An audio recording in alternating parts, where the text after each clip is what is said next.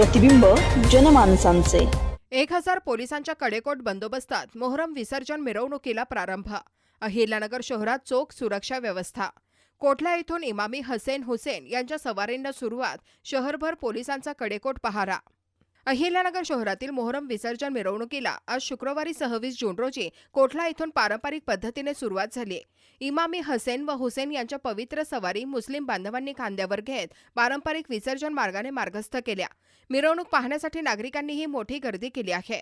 मोहरम मिरवणुकीदरम्यान कोणताही अनुचित प्रकार घडू नये आणि कायदा सुव्यवस्था अबाधित राहावी यासाठी अहिल्यानगर पोलीस प्रशासनाने संपूर्ण शहरात कडेकोट सुरक्षा व्यवस्था उभारली आहे।